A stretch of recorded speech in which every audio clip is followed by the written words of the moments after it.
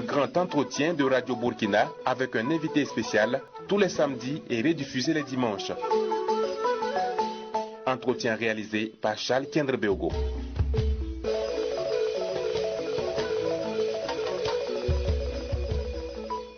Mesdames, Messieurs, bonjour. En toute vérité, reçoit pour vous Luc Damiba, secrétaire général du Comité international mémorial Thomas Sankara. Bonjour, Monsieur Damiba. Bonjour, Charles Kendrebeogo. Vous êtes aussi chercheur, consultant, spécialiste anticorruption et en communication. Oui, j'ai fait mes premiers pas dans le journalisme, donc journalisme et communication à l'université, et puis mes tout premiers pas à la radio nationale ici. J'avais commencé à animer une émission qui s'appelait Lettres sur la littérature burkinabé. Bon, après, j'ai fait d'autres aventures dans le domaine de la lutte contre la corruption qui m'a amené hors du pays. Le 15 octobre 1987, le leader de la révolution burkinabé a été assassiné. Que représente cette date pour vous? Ce jour, où étiez-vous? Moi, j'étais à Bogandé en tant que pionnier, élève de classe de CM1. Et donc, on avait eu l'occasion, lors d'une visite du président Sankara et sa délégation, de le recevoir dans cette ville de Bogandé. Et on n'a pas serré sa main, c'est vrai, mais on l'a vu. Parce que c'est un des rares présidents, en plus de la Mizana, qui a vraiment fait le tour de Burkina dans tous les coins. Je crois que c'est où Serzero aussi. Oui. Mais donc, tous les jeunes connaissaient Sankara. Et moi, ce jour-là, je crois que je l'ai appris sur une radio africaine, Africa numéro 1, que j'aimais beaucoup écouter, et c'était douloureux. Et pour nous, partisans, héritiers de Sankara, effectivement, le 15 octobre représente toujours un moment de douleur, de recueillement, un moment d'arrêt brutal d'une expérience presque unique pour le développement endogène du Burkina, pour un rêve, pour le bonheur partagé. Et donc, cet arrêt brutal-là, on essaie de le commémorer avec toujours un arrière-goût inachevé, parce qu'il n'y a pas justice pour cet homme. Parce que non plus l'hommage ou le devoir de mémoire que l'État et le pays devraient le rendre depuis des années n'est pas encore fait. Donc on est un peu de ce goût inachevé en se disant peut-être que viendra un bon moment où effectivement les autorités politiques, et les autorités administratives, les différents acteurs vont accorder leur violon pour rendre hommage à cet homme-là. Le 15 octobre, ça fera 32 ans que disparaissait Thomas Sankara. La mémoire est toujours vive, comme vous venez de le souligner. Comment vous comptez marquer ce souvenir au mémorial? Pour cette année, nous avons essayé, et il ne faut pas oublier qu'on a une dette vis-à-vis du public. Donc on a travaillé à la correction de la statue. Pour le public qui nous écoute, c'est le plus intéressant. En tout cas, pour ceux qui ont vu les premières images qui ont fuité sur les réseaux sociaux, ça commence à aller. Justement, voilà. Effectivement, ces derniers temps, on a vu ça. Oui. Donc, c'est vous qui avez fait fuiter ces images? Oui, nous avons fait fuiter pour un peu mesurer, tester un peu l'opinion, pour voir...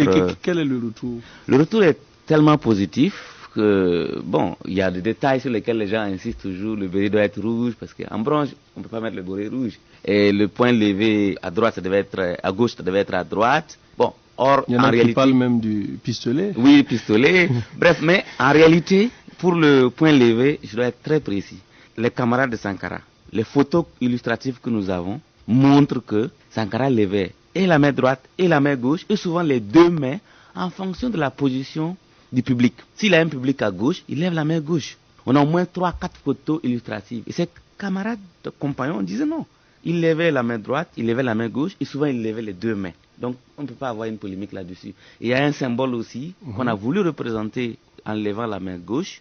Quel est ce symbole? Et ce symbole, c'est d'abord laisser la main droite pour qu'il salue les autres, les autres qui arrivent, les visiteurs. Et puis l'autre symbole, c'est que la main gauche, si vous regardez dans l'historique des symboles, c'est aussi le symbole du féminisme. Et Sankara a beaucoup promu la femme quand il était au pouvoir. C'est vrai que c'est le symbole aussi du marxisme. Il ne disait pas qu'il était de l'idéologie marxiste, mais tout ce qu'il faisait avait un rapport avec le communisme, le socialisme et tout ce qu'il y a créé et adapté au contexte burkinabé. Donc Sankara ne se réclamait pas d'être de tel bord du communisme, mais il a voulu faire un communisme ou un socialisme à la burkinabé. Donc tout ça est un symbole que nous avons voulu représenter dans l'image qu'il soulève la main gauche. Bon, le béret, il faut que les gens restent aussi un peu redevables à l'art. Dans le bronze, on ne peut pas mettre la couleur Non, on ne peut pas mettre là, c'est du bronze. Donc, on ne peut pas mettre le béret en rouge. On peut faire apparaître davantage certains traits, l'étoile qui soit un peu plus jaune parce qu'on peut mettre soit de l'or ou un peu du bronze doré. Mais en dehors de ça, le reste là, c'est du bronze. Et ça, il faut que les gens acceptent parce qu'en fait, les Burkinabés sont un public très exigeant. On a vu l'année passée la polémique née à partir de l'image, la statue qui a été dévoilée. Est-ce que cela aussi dénote de l'engouement et de l'adhésion populaire que vous avez? Nous avons pris cette polémique-là très positivement, au contraire, parce que c'était aussi à la clôture du FESPACO. On a vu tous les médias internationaux reprendre ça. Mais surtout, le public exige qu'on déboulonne la statue. Ça s'est passé le samedi. Le dimanche matin, il y avait un groupe de jeunes qui étaient là, qui voulaient détruire la statue, en disant que ce n'est pas leur héros. On les a dit non, faites pardon, on va déboulonner ça, allez recommencer le travail, et puis bon, vous serez satisfait dans les mois à venir. Donc on sait que c'est l'exigence là, c'est très bien. Et au contraire, ça nous aide parce que on se rend compte que c'est un projet populaire. C'est un projet que le public tient. Mais ça va même plus loin. Vous savez que ceux qui demandent aujourd'hui tous ces détails qu'on est en train de dire là, il y en a qui veulent arriver au site du mémorial, voir vraiment Sankara presque vivant. Bon, est-ce que c'est possible encore? Je ne crois pas. C'est vrai que l'esprit de Sankara, quand vous arrivez au mémorial, est là. L'esprit est là. Quand vous voyez même la statue, vous voyez tout de suite l'esprit de Sankara. On a fait une statue, donc Sankara a fait un regard souriant. D'abord, c'était le plus difficile, c'est pour ça que ça a été très compliqué. Faire un regard souriant, il faut que, parce que quand on sourit, ça déforme légèrement le visage. On a tenu compte de toutes ces variables pour ne pas avoir un Sankara triste. On arrive au milieu de Sankara souriant, rayonnant, regardant le public qui arrive. Et quelle sera la suite après ces corrections? Après ces corrections, on va donc dans le cadre de, comme vous avez pour la question, qu'est-ce qu'on fait le 15 octobre 2019 nous avons d'abord replacé la statue, l'ouvrir au public, ouvrir le site au public, mais nous avons prévu aussi 2-3 autres activités importantes. Il y a un cross populaire en soutien au FDF, dont le titre est du cross là, c'est vaincre le terrorisme par la mobilisation populaire. On sait que sous la révolution, nous avons eu une guerre Mali-Burkina, la guerre des pauvres comme on l'appelle, et c'est la mobilisation populaire, y compris des CDR que des populations locales, qui nous a permis, parce qu'on n'avait pas d'armement. Les gens refusaient de nous vendre les armements, et on se rappelle qu'il y a certains pays, dont je ne citerai pas, qui vendaient même, donner les armements des deux côtés. Bon, bref, la population a dû se battre pour que nous puissions au moins sortir la tête haute. Aujourd'hui, nous faisons face à notre péril de la même nature, presque. Parce que l'armée seule ne peut pas vaincre ce qui se passe actuellement. On a vu dans certains sites... Et la guerre même seulement n'est pas une solution au terrorisme qu'on fait face. Donc il faut avoir une mobilisation populaire face à ces périls-là. Et nous avons réfléchi et nous aurons un panel. Après le cross populaire, il y aura un panel. Il y a un petit groupe comité scientifique ou en tout cas d'experts qui travaillent à produire une proposition réaliste en fonction de nos contextes, en fonction de l'évolution qu'on connaît maintenant aujourd'hui, pour proposer au gouvernement et voir si c'est possible encore d'arriver au bout de ce phénomène. L'année passée, la réflexion était autour de ce comité de défense de la Révolution à l'université là-bas. Est-ce que vous avez l'impression que les propositions qui sortent de ces panels-là, est-ce que le gouvernement s'en saisit? Est-ce que ça sert à faire avancer les choses? Bon, on peut faire une critique parce que si vous vous rappelez quand on avait la campagne électorale en 2015, il n'y avait aucun parti politique qui ne se référait pas à Sankara. Tout le monde disait oui, Sankara, nous si on vient, on va faire un peu ce que Sankara avait commencé, on va poursuivre, achever, bien achever. Bon, on se rend compte qu'à l'épreuve du terrain, toutes ces promesses-là étaient presque du vide. C'est vrai que les conditions sont un peu difficiles d'appliquer ça. Le temps aussi a changé. On ne peut plus prendre de Sankara pur appliqué aujourd'hui. Il faut l'adapter, il faut le mettre à jour, il faut l'innover. Mais nous pensons qu'il y a une possibilité de se faire écouter. Parce qu'il y a encore des idées pertinentes. Quand on prend sur l'agroécologie, sur la femme, sur le monde rural, sur l'économie, les propositions sont toujours là et pertinentes. Il suffit qu'il y ait quelqu'un qui veut faire l'aventure, parce que c'est l'aventure pour l'instant, on peut dire. Son équipe et lui ont fait 4 ans.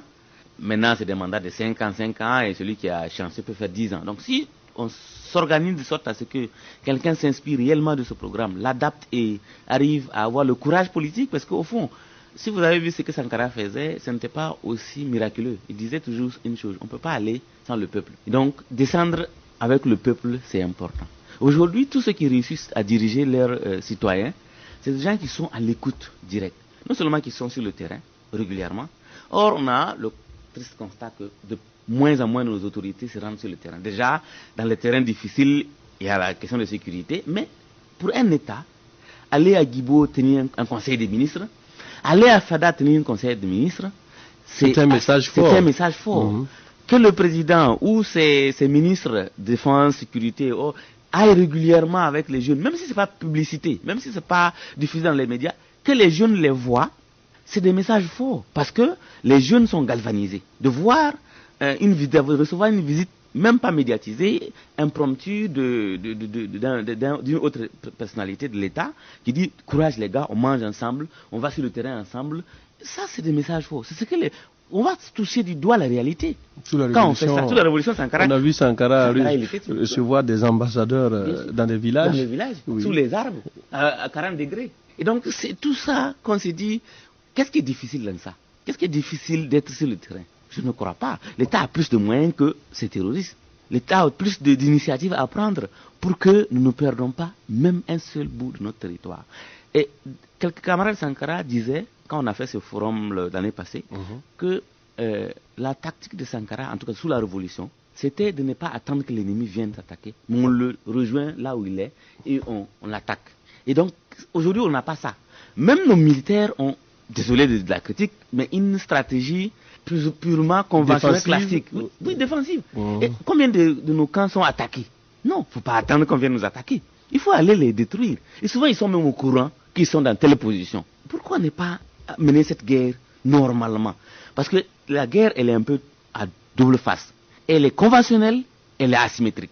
Donc il faut joindre les deux. Parce que moi j'ai entendu plusieurs fois les gens dire non, c'est une guerre asymétrique. Non, elle n'est pas seulement qu'une guerre asymétrique. Vous voyez les villages qu'on attaque, c'est les gens qui sont là-bas, qui se pavanent, qui circulent. Donc il est intéressant que la guerre soit un peu plus des deux côtés. Quand on saute un pont, c'est que ce n'est plus une guerre conventionnelle. Donc il faut que toute la réflexion, qu'on puisse s'inspirer de Sankara et puis reconstruire notre système de sécurité basé sur l'implication du peuple. Sans qu'on ne le fait pas ça, de se confier la sécurité à des simples militaires, je crois que tant qu'on est en période de paix, c'est bon. Mais quand on est en période de crise, de guerre, de conflit comme ça, ce n'est pas productif. Beaucoup parlent de défense civile, impliquer le civil un peu dans cette lutte contre le terrorisme. La polémique sur la statue a quelque peu occulté les autres aspects de ce mémorial dont la maquette a été présentée aussi. Est-ce que vous pouvez nous expliquer en quelques mots qu'est-ce qui sera fait sur le site? Les autres aspects, c'est quoi? Merci beaucoup. C'est une très bonne question parce que les gens ont pensé que le mémorial se réduit à la statue. La statue, je peux dire que c'est 0,1% de l'infrastructure du mémorial. Je commence d'abord par une question de site. Le mémorial, c'est au moins environ 9 sites à Ouagadougou et dans les provinces, à l'intérieur du Burkina. Sankara n'était pas seulement resté à Ouaga pour faire les choses. Donc il faut que les provinces où il a marqué son empreinte, nous puissions laisser des traces, des symboles, des monuments. Donc le site principal va accueillir plusieurs infrastructures, notamment un monument. Et le monument, c'est au moins 87 mètres. Parce que c'est en 1987 que la révolution a été interrompue. Donc on arrête la taille du monument à 87 mètres.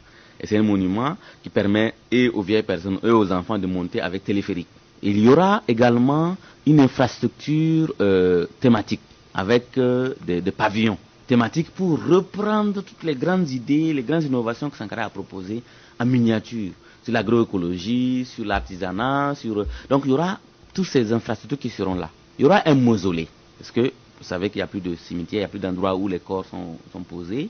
Donc on va proposer la construction d'un mausolée qui sera un mausolée assez réservé. L'accès donc sera contrôlé et c'est là où on peut faire les commémorations de dates symboliques. Et il y aura également une bibliothèque, une médiathèque.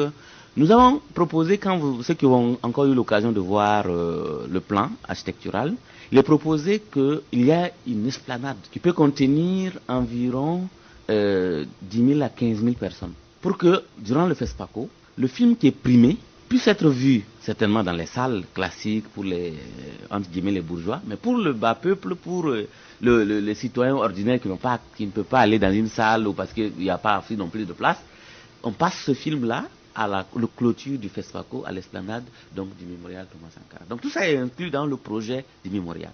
Donc je peux en citer plusieurs encore, beaucoup d'infrastructures, parce que nous avons listé au moins une vingtaine d'infrastructures qui seront placées dans ce. C'est pour ça que je vous dis que la statue n'est que 0,01%, ce qui est prévu comme. C'est un projet urbain. Mais est-ce que le site n'est pas petit pour recevoir tout ça? Je vais peut-être provoquer, mais en réalité, dans la vision du projet mémorial, et nous sommes en train de chercher à discuter avec la commune de Ouagadougou, c'est un projet urbain. Et je signale cela.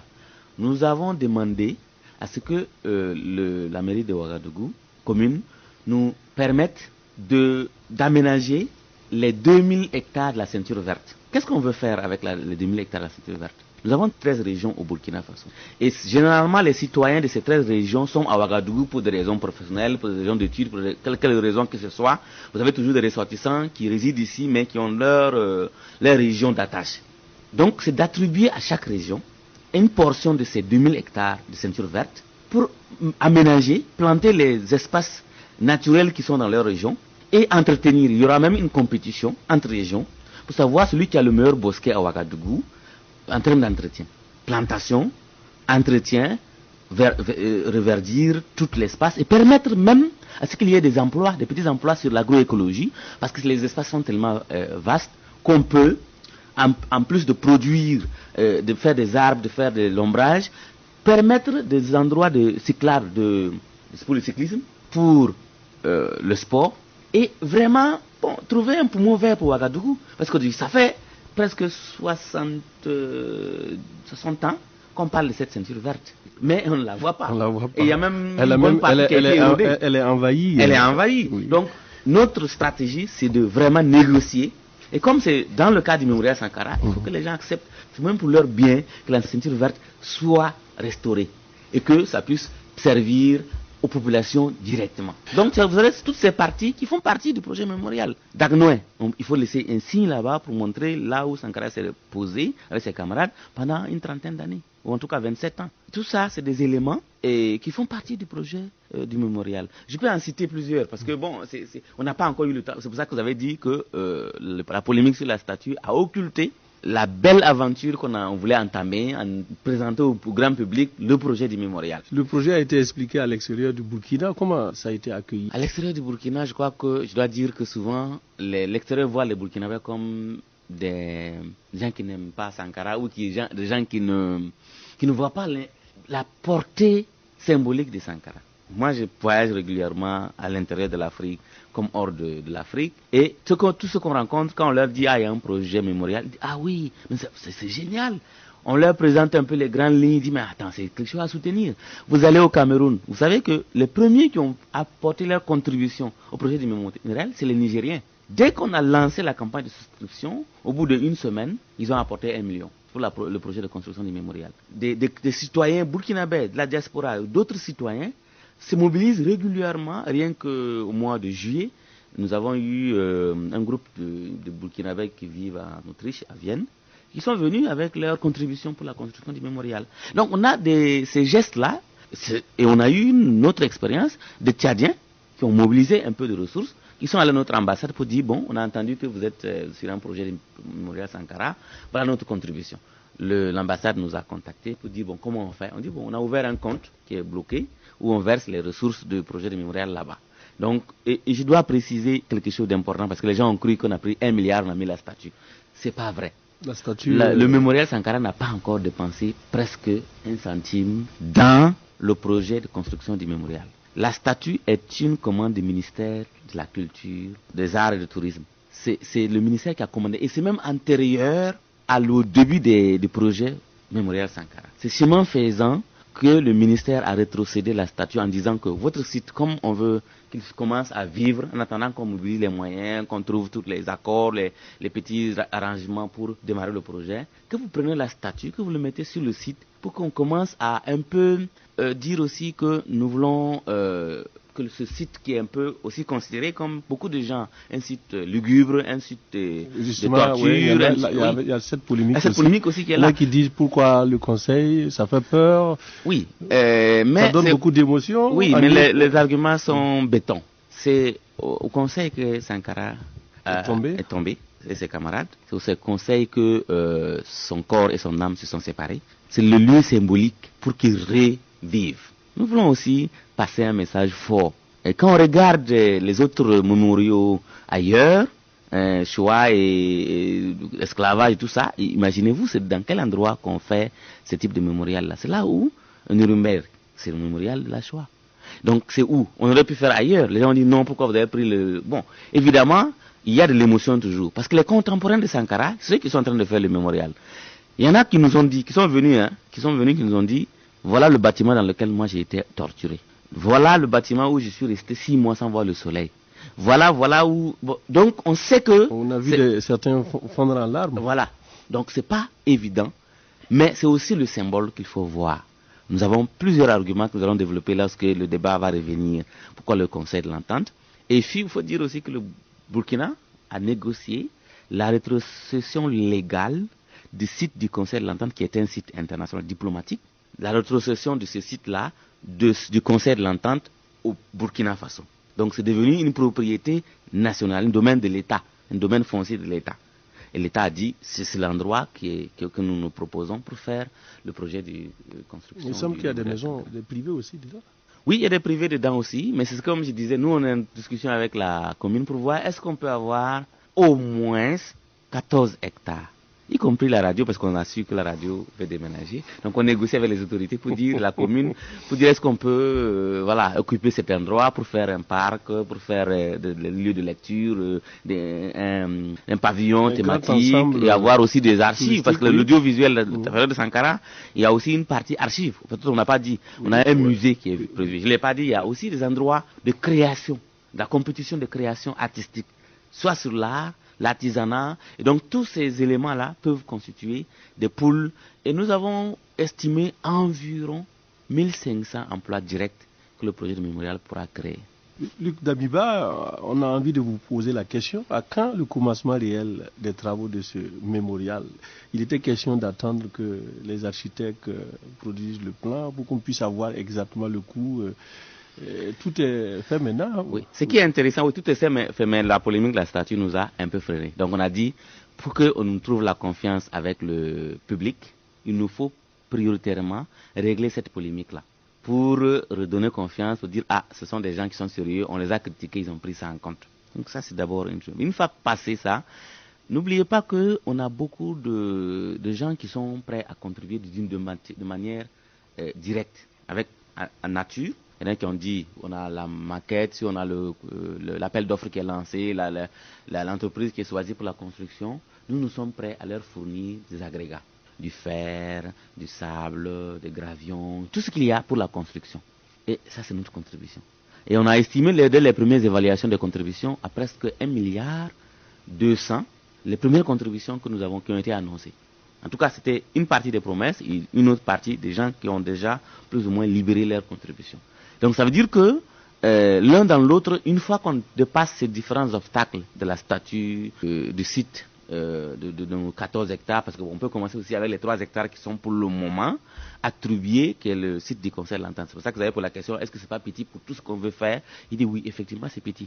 Mais le plan architectural que nous avons diffusé prend en compte tout l'espace, jusqu'à ceux qui connaissent un peu la ville de Ouagadougou, l'avenue Charles de Gaulle que certains jeunes ont baptisé l'avenue Thomas Sankara, et jusqu'à l'université. Donc les frontières du mémorial seront l'université, l'avenue Charles de Gaulle, et certainement l'avenue Burkina qui est l'autre côté, qui fait la porte d'entrée du Conseil de l'Entente, donc du site mémorial. Il a fallu passer par des souscriptions. Est-ce qu'il y a eu un engouement réel? Est-ce que l'engagement de Burkinabé par rapport à ce projet a été vraiment déterminant? Oui, je dois dire que c'est là où on était un peu dépassé par nous-mêmes, nos propres prévisions. Dès les premières semaines, quand nous avons fait les RTL Monnaie, surtout que pour que les gens contribuent 100 francs, 1000 francs, nous avons reçu des gens au site qui ont dit, nous, on veut céder une partie de nos salaires régulièrement jusqu'à voir ce mémorial-là sortir. Nous avons reçu les gens qui disent, non, nous, on va, chaque mois, moi, je dois envoyer 1000 francs ou 2000 francs de ce qu'il a. jusqu'à voir ce mémorial construit. Des gens sont venus pour dire, nous, on souhaiterait être des tâcherons ou des ouvriers bénévoles. On viendra passer une journée à aider à la construction du mémorial sans demander un rond. Parce qu'on voudrait que, quand ce mémorial va sortir des terres, nous puissions raconter à nos enfants, nous avons posé les pierres, nous avons construit ce mémorial-là de nos mains. Et donc, c'est tout ce symbole-là qui nous donne de la force. Parce que on sait que les Burkinabés n'ont pas assez d'argent. On ne va pas s'attendre à ce que des milliardaires que compte le Burkina puissent nous dire, bon, nous, moi, j'ai des livres 1 milliard ou 2 milliards, c'est pour vous. Mais on compte sur le bas peuple. Les 1000 francs, prenons une stimulation simple. Supposez que chaque Burkinabé donne 100 francs. Et nous avons à peu près, parce que tout le monde n'aime pas Sankara, il faut qu'on précise ça.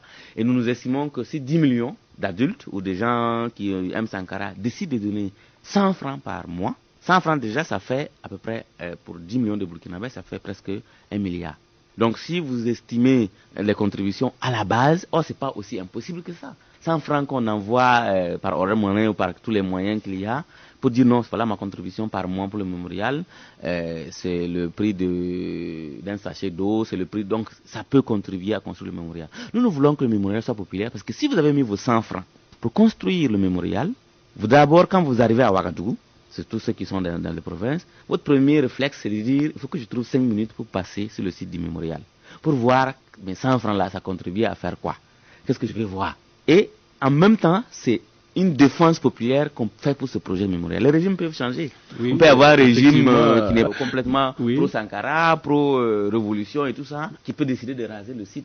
Mais si on sait que les citoyens qui ont contribué à construire ce mémorial là vont s'élever comme un seul homme. Il y a un engouement populaire. Mais c'est clair. Je vois mal un dirigeant politique arriver au pouvoir en disant oui, moi ce site là je vais le raser parce que voilà, je vais faire autre chose. Donc c'est aussi un élément de protection citoyenne de ce site du mémorial Thomas Sankara en demandant aux gens de souscrire populairement, de venir, de contribuer d'une manière ou d'une autre. On avait interrompu la campagne de souscription pour attendre de finir la maquette, avoir le coût estimatif du projet et puis relancer la campagne de souscription avec justement la présentation de la maquette du projet. Parce que comme les gens ont mal compris, parce que c'est ça aussi la communication, les gens ont mal compris que le mémorial se réduisait à une statue mal faite. Il ne fallait plus compter sur ces gens-là. Or, ils n'ont pas vu ce qui vient encore. Il y aura cette présentation. Bien sûr, l'artiste, l'architecte, et puis les autres, le pool des architectes, parce que finalement, c'est plusieurs architectes qui avec le coût total bien sûr, on aura certainement en phase. On a décidé de faire en phase, parce que si on nous dit que c'est 20 milliards, on n'a pas 20 milliards immédiatement. Mais 20 milliards pour un État qui veut rendre hommage à un homme important comme ça, dans un pays, ce n'est non plus pas grand-chose. Si vous voyez les budgets, ce que les mines donnent, ce que les recettes d'autres choses donnent, bon, la commune peut contribuer à la construction de ce projet-là. Donc, nous pensons que le coût peut être scindé en étapes. On peut commencer, on dit, bon, on commence par le monument. Le monument, la tour, voilà, ça s'appelle la tour Sankara d'ailleurs. On commence par la tour Sankara, de 87 mètres, et progressivement, on voit les différentes entrées d'argent, les contributions de l'État, parce que nous avons voulu que l'État prenne entièrement la responsabilité de la construction du mémorial. C'est vrai, les citoyens vont contribuer. Peut-être que les citoyens vont contribuer à 25%, 30%, 40%, mais l'État a un rôle important, parce que c'est un ancien chef d'État. Il a été élevé au rang de héros national, et donc il est mort en exercice, et tout ça, c'est aujourd'hui le plus grand ambassadeur du Burkina. Le nom de Sankara nous devons souvent. Moi, j'ai souvent rencontré des gens dans certains pays, ils ne vous disent même pas le Burkina, le pays de Thomas Sankara. C'est tout. Le nom qu'ils donnent, c'est le pays de Thomas Sankara. Bon, vous voyez que souvent, ils oublient même quel est le nom de ce pays-là. Bon, c'est toute la signification. Donc, on a un rôle, l'État a un rôle à jouer dans ce sens-là. Mais nous n'avons pas voulu que l'État fasse ça seul. Et pour les raisons que j'ai évoquées tantôt, c'est vraiment que ce soit une œuvre populaire. Et donc, le comité mémorial Thomas Sankara a ce devoir-là de mobiliser le public. Nous avons commencé déjà avec rien, en disant, tous ceux qui ont des livres pour donner pour la bibliothèque donneront. Nous avons reçu un premier stock de 3000 et quelques livres. Et ça va continuer, la campagne va continuer jusqu'à ce qu'on voit l'érection de cette bibliothèque-là. Et vous-même, vous avez donné déjà votre une livre. Bibliothèque qui va... Voilà, qui va commencer. Qui va commencer déjà, voilà. Qui va permettre aux étudiants de... Qui sont à côté, oui. Ils sont juste à 100 mètres de là. de venir se ressourcer, non seulement sur les idées de la Révolution, mais aussi d'autres ressources aussi, parce que la bibliothèque n'est pas seulement exclusivement une bibliothèque de la Révolution ou sur les livres de Sankara.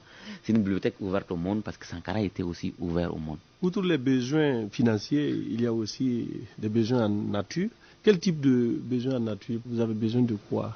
Bon, les besoins en nature seront estimés une fois que les études techniques de l'architecture et les études, qu'on appelle dossiers sera finalisé.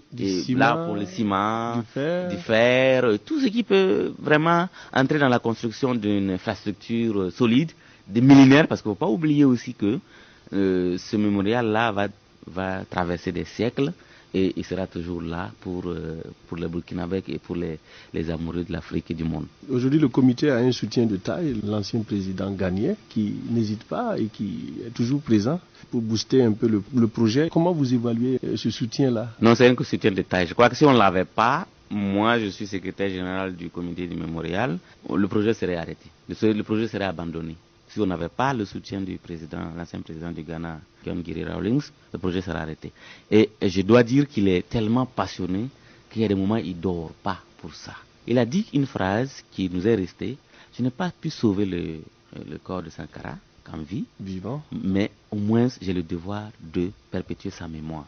Et ce projet de mémorial me donne l'occasion de me racheter et de pouvoir défendre donc la mémoire de Thomas Sankara, son ami de tous les jours. Quelles sont les perspectives pour le comité d'organisation?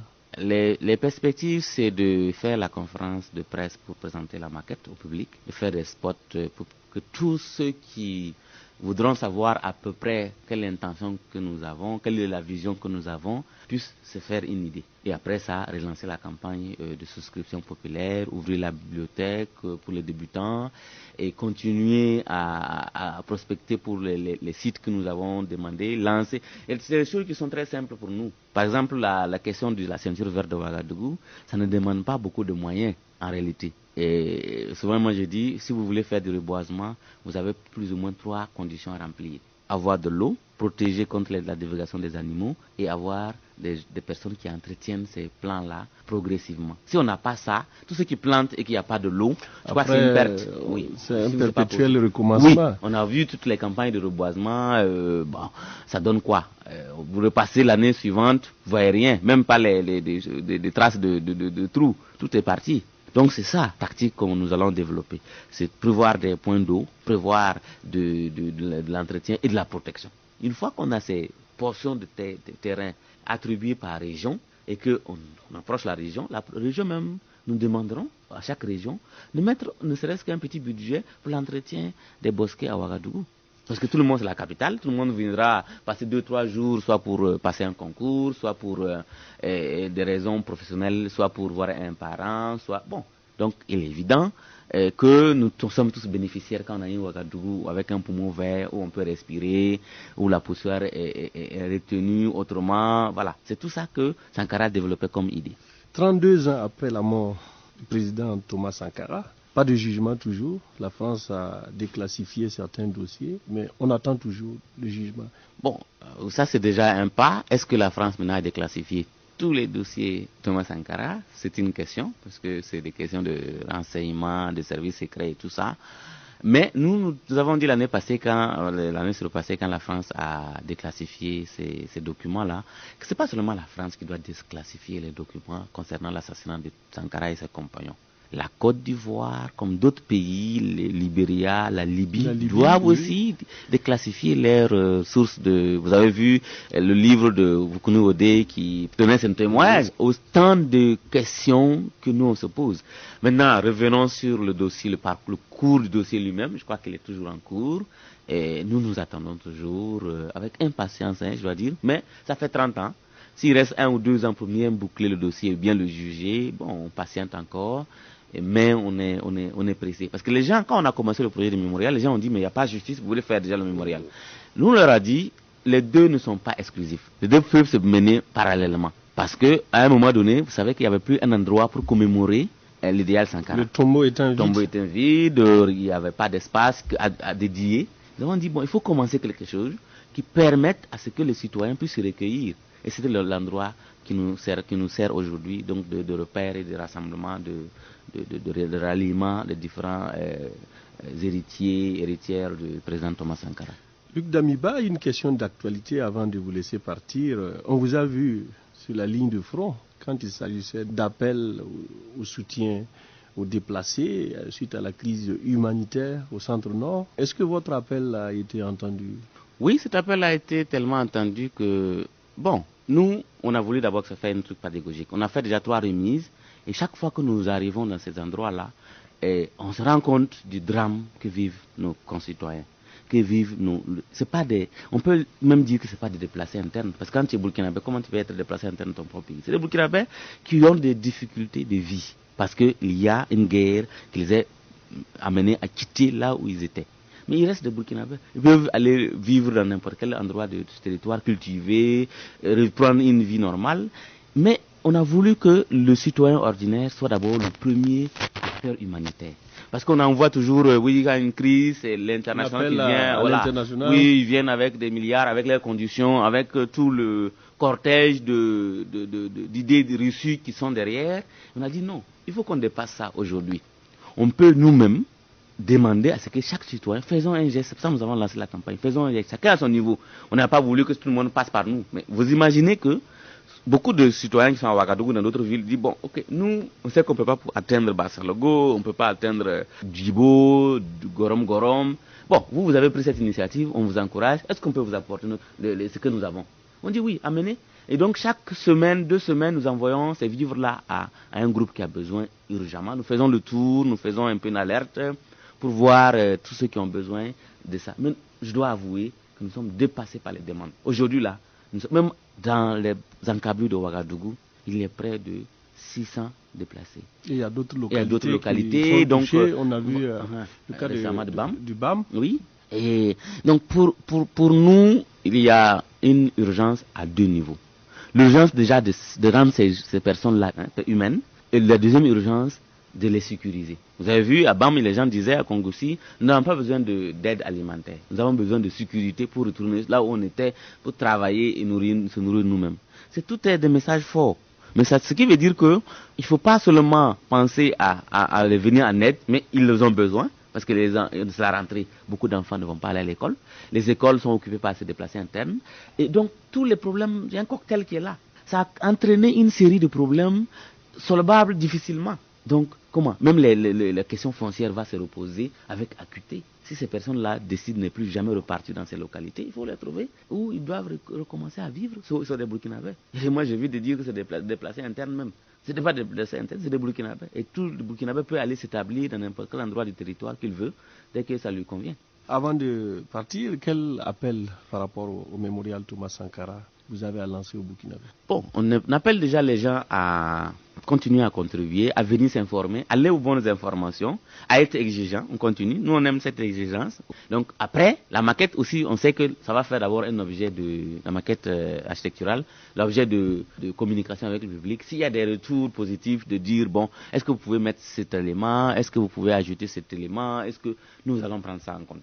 C'est pas un monument, une statue qui est juste figée. C'est une statue, un mémorial qui est dynamique parce que ça va être construit au fil des années. Ça sera tout pour aujourd'hui. Nous allons dire merci à Luc Damiba, secrétaire général du Comité international mémorial Thomas Sankara. Merci d'être venu dans nos studios. C'est moi qui vous remercie.